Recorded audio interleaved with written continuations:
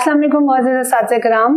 आज हमने बच्चों को एक नज़्म याद करवाई, बच्चों के सामने नज़्म पढ़ी, तरन्नुम के साथ थोड़ा सा गा के थोड़ा सा मज़ा लेकर उस नज़्म को आप भी क्लास में पढ़ें। सारे तमाम सबक या कहानियाँ की शक्ल में जो हम सबक पढ़ते हैं वो बच्चों के ऊपर बाज़ औक़ात बोझ ना बन जाएं, इसलिए नज़्म का हिस्सा ज़रूर रखना चाहिए। नज़्म को फिर उसी तरह से आराम से रिलैक्स होके गा के सुनाना चाहिए ताकि बच्चे उस दिन इंजॉय करें और इतनी दफ़ा हम उसको दोहराएं क्लास में लहक लहक कर कि बच्चों को वो वहीं याद हो जाए। इसके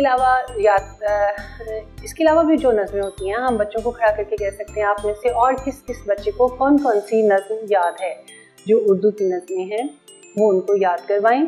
उसमें इसी वजह से हमने ये नज़्म हिस्सा बनाया है किताब का, ताकि बच्चों को सबक के साथ साथ, अल्फाज के साथ साथ, हरूफ के साथ साथ इन चीज़ों की भी पहचान हो कि तरन्नुम में पढ़ी गई चीज़ क्या होती है और लफ्ज़ की सूरत में जो हम जुमले लिखते हैं वो क्या होता है।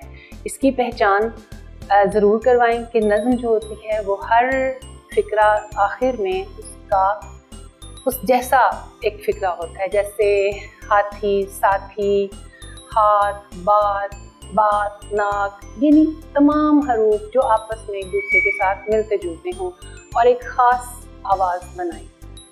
तो वो ख़ास मिलती जुलती आवाज़ें नज़्म के अंदर होती हैं और इसीलिए उसको नज़्म कहा जाता है।